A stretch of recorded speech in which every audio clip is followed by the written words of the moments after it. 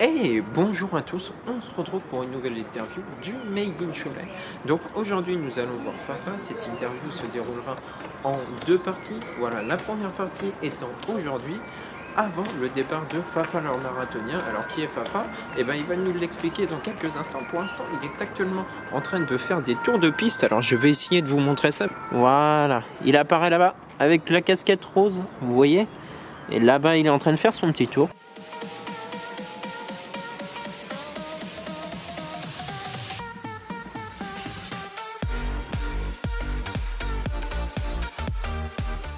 Donc les amis, on se retrouve avec Fafa. Bonjour Fafa. Bonjour Antoine. Voilà. Donc on est parti. Qu'est-ce qu'on fait Fafa pour commencer? Alors on va lancer le générique. Eh ben voilà, on est parti. Let's go. Dance all night, lose your mind, one more time, even though the king is gone. Dance all night. Donc on est avec Fafa le marathonien du désert. Je crois que c'est ton surnom. Hein? Oui. Voilà. Et donc tu vas nous expliquer déjà, tu vas nous dire, déjà tu vas te présenter pour commencer. C'est une bonne idée, ça se présenter. Donc je m'appelle Fabrice Frabin, j'habite à Cholet. Ça va faire maintenant depuis 1997 que je suis sur Cholet. Ça fait un petit moment effectivement. L'entente des Mauges, on va dire que ça va faire 5 ans que j'y suis maintenant à peu près. Voilà, ton club qui est le plus grand club en termes de licenciés, hein, Voilà. dans le Maine-et-Loire, on peut le dire, hein, parce Voilà. qu'il y a quand même pas mal de licenciés. Hein. On est plus de 1000 en tout. Voilà, toutes c'est très sections- important. Toutes sections réunies, on est plus de 1000.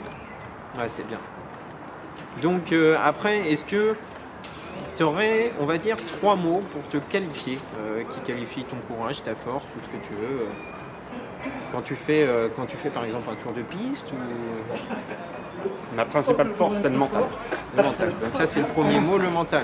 Pour moi, c'est le mental. D'accord. Après, j'ai un cœur en or. Voilà, donc le cœur, ça c'est important. Et c'est le plaisir quoi, de courir. Le plaisir. C'est très important le plaisir. D'ailleurs, souvent quand on fait du sport en général, c'est par plaisir. Hein. Oui, C'est par plaisir. Après, des fois, il y a un esprit de compétition qui vient derrière. Mais c'est souvent par plaisir pour se détendre le soir après le travail. voilà, D'accord. exactement.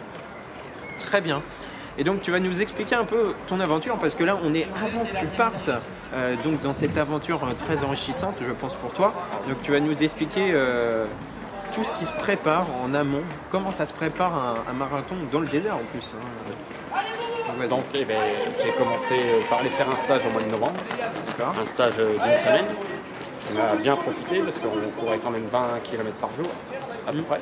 On a vu ça sur Facebook. Donc hein. ça s'est très très bien passé. J'étais même très content de moi parce que j'ai vu que je ne fatiguais pas dans le désert alors Bon, que c'est bien. j'appréhendais cette chose.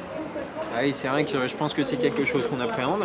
Puis le désert, c'est le désert, donc il n'y a pas grand-chose. Donc à part du sable, ça doit pas être évident, je pense. Voilà, exactement. Et justement, tu sais comment tu vas t'orienter un peu et tout ça, grâce à quoi? Alors, quand on va arriver là-bas, de toute façon, ils vont nous filer un Redbook. On doit être muni, on doit se munir d'une boussole aussi pour suivre notre trajet. Mais la logique des choses veut qu'on n'en ait pas besoin, vu qu'il y aura les premiers qui seront devant nous, qui vont nous tracer la voie. Oui, je me doute. Mais il y aura déjà les pas devant Les vous pas, et on verra. et le chemin. Et le Voilà. chemin, et ça se suit en file indienne en général. D'accord, d'accord. Et est-ce que tu peux expliquer ce que c'est? Tu me disais un Redbook. Est-ce que tu peux expliquer ce que c'est pour les gens qui nous regardent et qui ne connaissent pas forcément? Alors, le Redbook, ça va être un petit livret qu'on va nous donner le premier jour qu'on va arriver là-bas. Il va y avoir toutes les étapes avec le pôle qu'il faudra obtenir quoi, pour prendre la bonne direction. D'accord. Donc il faut être plutôt bon dans la boussole. Dans la boussole, voilà. Ah, on va Pour dire. savoir manœuvrer une Voilà, boussole. donc vos cours, pour ceux qui nous regardent, les cours de collège, hein, parce que Voilà. c'est souvent au collège qu'on apprend ça, en SVT notamment, avec tout ce qui est boussole, c'est très important. Hein. Vous voyez, si vous vous lancez dans un marathon, surtout dans le désert, encore j'ai envie de vous dire, si c'est dans une ville, bon, On arrive à se repérer. je pense, oui, hein, surtout si c'est à Cholet. Hein. Voilà. Est-ce que tu as une appréhension particulière avant de partir? Est-ce que tu te dis, bon, bah, je vais arriver sur place, finalement, ça va pas être comme je le pense?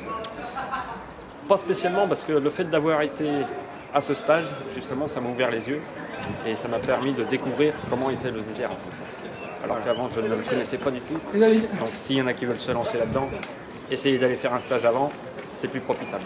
Voilà, donc on a envie de dire avis aux amateurs hein, qui Voilà. ont envie de se lancer, qui font de la course hein, de temps en temps. Alors toi, tu t'entraînes combien de fois par semaine? En ce moment, je m'entraîne 6 fois, D'accord, 6 jours sur 7. D'accord. Je m'octroie un jour de repos. d'accord. Donc c'est vraiment un entraînement de haut sportif, hein, de haut niveau. Et comment se passent tes entraînements hein, parce qu'il doit y avoir une marche à suivre peut-être. Alors, un jour sur 2, je cours, tout le temps. Après, les autres jours, je fais du vélo et du rameur. D'accord. Oui, on a vu 1h30 à 2 heures. tu avais un rameur chez toi. Alors, est-ce que tu peux expliquer ce que c'est un rameur pour ceux qui ne connaissent pas parce que... Alors, le rameur, ça sert surtout à développer au niveau abdominaux, à forcer un peu sur les bras et si vous voulez, c'est comme si vous étiez dans une barque en fait. Vous faites de la barque. Un rameur, c'est comme, ça. un peu comme de l'aviron, on peut Voilà. dire. Voilà. Hein. Pour ceux qui connaissent un peu tout ce qu'est aviron, c'est quand même assez physique en plus. Et ça permet de développer tout ça. Là, c'est très bien ça. Est-ce que tu as quelque chose à rajouter, je dirais, avant qu'on fasse 2 tours de piste ensemble? Eh bien, je voudrais quand même ajouter que je vais aller participer à ce marathon de sable parce que ça, c'est un rêve d'enfant et que j'ai été contacté depuis peu par une association qui s'appelle La Lumière de Jade. C'est une petite fille qui est atteinte de la maladie de Lyme et qui m'a demandé si je pouvais courir pour elle aussi. D'accord. Et donc à cette occasion, est-ce que tu vas porter un maillot en particulier, quelque chose? Le maillot, je ne pourrais pas le porter pendant la course parce que ce ne sera pas faisable. Mais à chaque arrivée d'étape, je porterai le maillot de ces couleurs. D'accord, d'accord. Ah, c'est bien ça. Donc du coup, et à part cette association, est-ce que tu as des...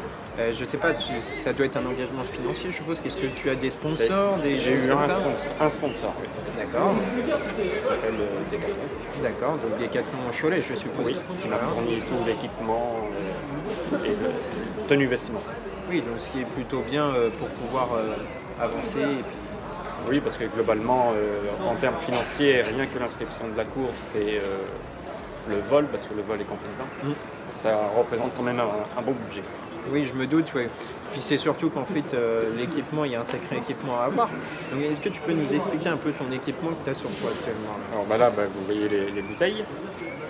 Sinon, sur moi, il va falloir que j'aille la boussole, un miroir, un briquet, un aspi-venin, qui normalement n'est plus obligatoire, mais là, Au cas où. on est obligé de l'avoir, un antiseptique cutané. Tous une petite trousse de soins, quoi. Voilà. Et puis nos affaires de toilette nécessaires. Et sinon, De quoi se nourrir au cas où. de quoi se nourrir, c'est On se ravitailler de toute façon. Hein. C'est ben, important. le problème qu'il y a, c'est que là-bas, on y va en autonomie complète. Il n'y a pas de ravitaillement. tous Le les- seul ravitaillement qu'on aura, ce sera de l'eau. D'accord, ok. Sinon, toute l'alimentation est dans le sac derrière. Dans le sac, voilà, qu'il faut prendre et on s'alimente régulièrement. Duvet, tout ça, c'est moi qui porte tout ça. D'accord, bah, c'est très bien. Bah écoutez les amis, j'ai envie de vous dire, enfin, on va aller faire 2 petits tours de piste tous les deux. Alors moi que 2 tours, hein, parce que même si j'ai fait du judo par le passé et j'en ai fait pendant un petit moment, je ne suis pas non plus un sportif d'exception. De haut niveau comme toi en tout cas. C'est parti les amis, on va aller faire des petits tours de piste avec Fafa là, 2 petits tours de piste. Alors vous vous doutez bien que j'avais pas prévu la tenue pour le sport. Allez on est parti Fafa, c'est parti. Donc voilà, on est parti, let's go. On va voir comment Fafa s'entraîne.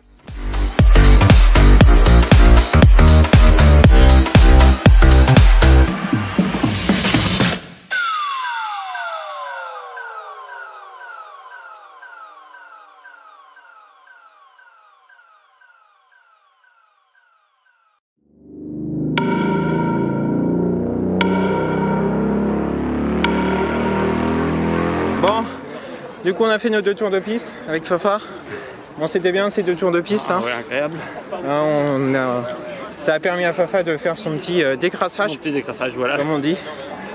On se retrouve pour la deuxième partie de l'interview quand tu reviendras.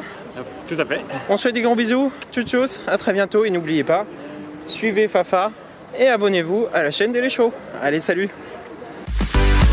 Dance all night, lose your mind. One more time, even though the king is